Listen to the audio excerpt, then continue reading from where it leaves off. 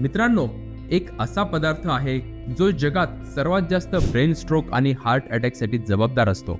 आणि आश्चर्याची गोष्ट म्हणजे जगातील 84% लोक हा पदार्थ जवळपास रोज खातात. पण दुर्दैवाने हा पदार्थ आज फक्त आपल्यालाच नाही तर आपल्या पुढच्या पिढीला पण आजारी बनवत चाललाय. जोपर्यंत तुम्ही हा पदार्थ खाणं बंद करत नाहीत तोपर्यंत तुमच्या नसांमध्ये ब्लॉकेज होण्याचा आणि अचानक हार्ट अटॅक येण्याचा धोका कायम राहणार आहे. तसं पाहिलं तर वरवर आपल्याला असं वाटतं की आजकाल लोक स्वतःच्या आरोग्याविषयी जागृत झाले आहेत, पण खरं तर परिस्थिती याहून पूर्ण उलट आहे. आजही जगाचा एकूण लोकसंख्येतील मोठा भाग हा पदार्थ दररोज खातात आणि परिणामस्वरूप आज संपूर्ण जगामध्ये हार्ट अटॅकचे प्रमाण प्रचंड वाढत चालले आहे. अगदी तंदुरुस्त दिसणाऱ्या तरुण व्यक्तीलाही हार्ट अटॅक यायला लागलाय. हा पदार्थ सांगण्याआधी मी तुमचं जीवन ऊर्जामध्ये स्वागत करतो. जीवन ऊर्जेतील नैसर्गिक उपचारांच्या मदतीने गेल्या 16 वर्षात गुडघा आणि मणक्याच्या वेदनेने त्रासलेल्या हजारो व्यक्तींना पुन्हा वेदनामुक्त जीवन मिळालं आहे. मित्रांनो, आमचे क्लायंट कामानिमित्त सतत बेंगलोरला जायचे. प्रवासादरम्यान त्यांना अनेकदा हॉटेलमध्ये राहावं लागायचं. अशा वेळेस ते रोज सकाळी हे पदार्थ खायचे. त्यांना वाटायचं हा तर हेल्दी पदार्थ आहे, याचा साईड इफेक्ट होणार नाही. पण जेव्हा त्यांनी ॲडव्हान्स ब्लड टेस्ट केल्या तेव्हा त्यांच्या नसांमध्ये प्लाक आढळला आणि मग त्यांच्या हे लक्षात आलं की ज्या गोष्टीला ते हेल्दी समजत होते तीच गोष्ट त्यांच्या रक्तवाहिन्यांना आतून खराब करत होती. चला तर मग या घातक अन्नपदार्थाबद्दल जाणून घेऊयात. पण त्याआधी नसा ब्लॉक होणे म्हणजे काय हे बघूयात. समजा तुमच्या नसा एखाद्या पाईपलाईन प्रमाणे आहेत. आता जर या पाईपलाईनच्या आतमध्ये फेमिकॉल सारखा एखादा चिकट पदार्थ साचायला लागला तर तो पदार्थ पाईपच्या भिंतींना आतून चिटकतो आणि एक दिवस हाच ब्लॉकेज तो पाईप पूर्णपणे ब्लॉक करून पाण्याचा प्रवाह थांबवतो. अगदी असंच हार्ट अटॅक किंवा ब्रेन स्ट्रोक आल्यावर घडतं. या साचलेल्या कचऱ्याला प्लाक म्हणतात. हा एक विषारी आणि चिकट असा पदार्थ असतो जो नसांच्या आतमध्ये चिटकतो आणि जसा जसा वेळ पुढे जातो तसा तसा हा प्लाक वाढतो. कधी कधी हा प्लाक फुटतो आणि रक्ताच्या गाठी तयार होतात. आता जर हा प्लाक तुमच्या हृदयामध्ये गेला तर हार्ट अटॅक येऊ शकतो. जर मेंदूमध्ये गेला तर ब्रेन स्ट्रोक येऊ शकतो. निसर्गोपचारांनुसार तर अडलेला रक्तप्रवाह हा सर्व आजारांचा मूळ असतो. मित्रांनो, नसा ब्लॉक होण्यामागे वाढलेलं LDL कोलेस्ट्रॉल सर्वाधिक कारणीभूत असतं. पण आधुनिक रिसर्चनुसार नसा ब्लॉक करण्यामागे फक्त कोलेस्ट्रॉलच कारणीभूत नसतं. यासाठी इन्सुलिन रेजिस्टन्स पण तेवढंच कारणीभूत असतं. इन्सुलिन रेजिस्टन्समुळे मेटाबॉलिक डिसऑर्डर होतात आणि त्यात जर कोलेस्ट्रॉल सुद्धा वाढला असेल तर रक्तवाहिन्यांमध्ये ब्लॉकेजेस तयार होतात. आता बघूयात असं कोणतं अन्न आहे जे इतक्या प्रमाणात नुकसान करतं, आणि याचं उत्तर आहे ते प्रत्येक अन्न ज्या अन्नामध्ये रिफाईंड कार्बोहायड्रेट्स आणि साखर जास्त असते. असं अन्न हृदयासाठी अत्यंत हानिकारक असतं, कारण ते रक्तातली साखर झपाट्याने वाढवतो. रक्तातली साखर वारंवार वाढत राहिली की रक्तात इन्सुलिन जास्त प्रमाणात स्त्रवलं जातं आणि हे जर काही महिने किंवा काही वर्ष सतत चालू राहिलं तर शरीरावर त्याचे अत्यंत गंभीर परिणाम दिसतात. कालांतराने शरीरातील इतर पेशी इन्सुलिनला योग्य रिस्पॉन्स देत नाही, ज्यामुळे स्वादुपिंड अधिक इन्सुलिन तयार करायला लागतं आणि यालाच आपण इन्सुलिन रेजिस्टन्स म्हणतो. आणि इन्सुलिन रेजिस्टन्स हे चयापचयाच्या आजारांच्या मागे मूळ कारण असतं, ज्यामुळे लठ्ठपणा, डायबिटीज, फॅटी लिव्हर आणि सर्वाधिक धोकादायक म्हणजे नसांमध्ये ब्लॉकेजेस तयार होऊ शकतात. म्हणून ज्या गोष्टी इन्सुलिन रेजिस्टन्स वाढवतात त्या खऱ्या अर्थाने हृदयाच्या आजारांच्या मागचं कारण असतात. आणि आता मी तुम्हाला असे काही जास्त रिफाईंड कार्बोहायड्रेट्स असलेले पदार्थ सांगणार आहे जे हृदयविकारासाठी सर्वात जास्त कारणीभूत असतात. हे पदार्थ लोक साधारणपणे सकाळच्या नाश्त्यात खातात आणि खाताना विचार करतात की मी तर लोणी खात नाहीये, तूप खात नाहीये, बटर खात नाहीये. पण आपण कळत नकळत जे अन्न पदार्थ खात आहोत ते आपल्यासाठी तितकेच धोकादायक असतात.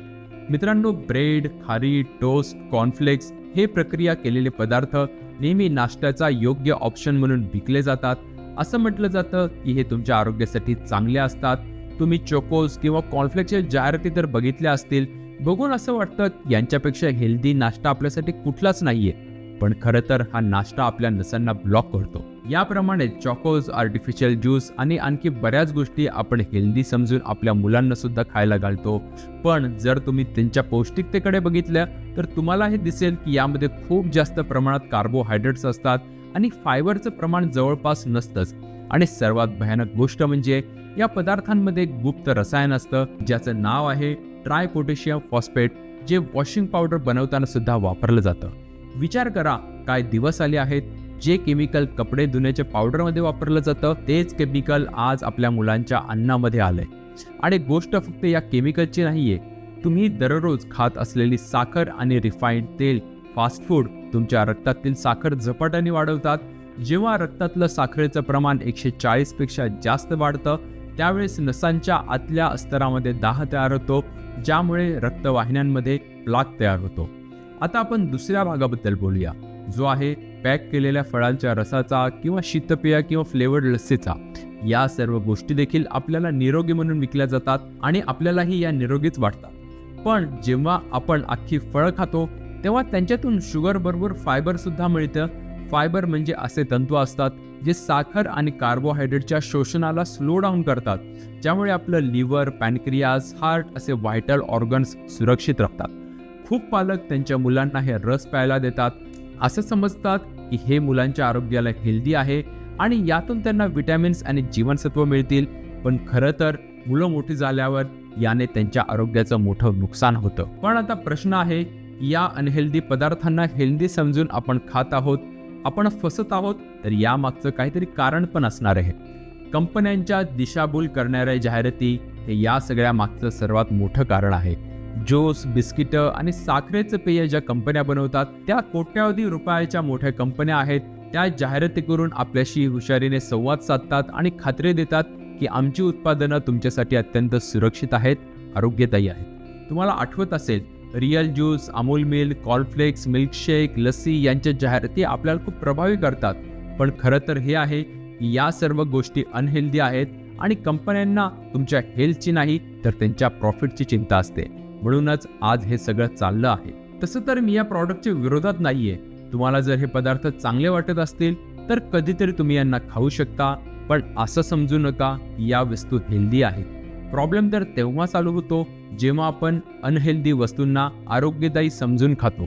पण आता प्रश्न येतो की नाश्त्यामध्ये आपण याच्या व्यतिरिक्त काय खाल्लं पाहिजे. तर नियम साधा आहे. पहिलं तर तुम्ही प्रयत्न करा की आपल्या नाश्त्यामध्ये कुठलंही पॅकेट फूड असणार नाही. आणि दुसरा नियम म्हणजे आपल्या नाश्त्यामध्ये योग्य प्रमाणात प्रोटीन आणि फायबर असले पाहिजेत. उदाहरणार्थ पनीर बुर्जी, याच्यात प्रोटीन जास्त असतात आणि कार्बोहायड्रेट कमी असतात. त्याचबरोबर तुम्ही मुगाच्या डाळीचं थालीपीठ आणि दही खाऊ शकता. याच्यामधून तुम्हाला प्रोटीन, फायबर आणि कॅल्शियम पण मिळेल. तुम्ही रोज सकाळी मोड आलेली वाफवलेली कडधान्य खाल्ल्याने सुद्धा भरपूर पोषण मिळतील. त्याचबरोबर सकाळी नाश्त्याला ओट्स खाल्ल्याने सुद्धा तुम्हाला भरपूर फायबर मिळतील. तुम्ही जर नॉन व्हेजिटेरियन असाल तर तुम्ही सकाळच्या वेळेस अंड पण खाऊ शकता. हा सुद्धा प्रोटीनचा एक उत्तम सोर्स आहे. प्रोटीन जास्त आणि कार्बोहायड्रेट कमी आणि फायबर जास्त असलेले पदार्थ आपल्या आरोग्यासाठी अत्यंत चांगले असतात आणि आपल्या शरीराला पण ते लॉंग टर्मसाठी निरोगी ठेवतात. मित्रांनो, लक्षात ठेवा, हार्ट अटॅक कधी अचानक येत नसतो.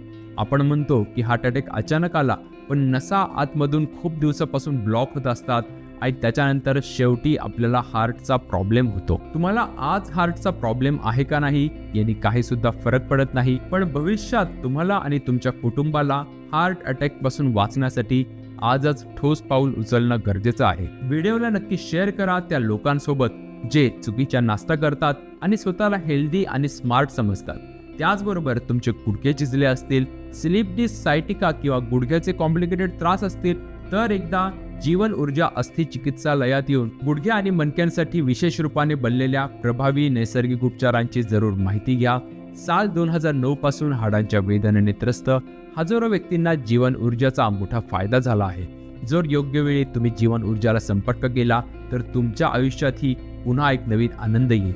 मी आहे तुमचा आरोग्य मित्र सुजित साळुंके. धन्यवाद.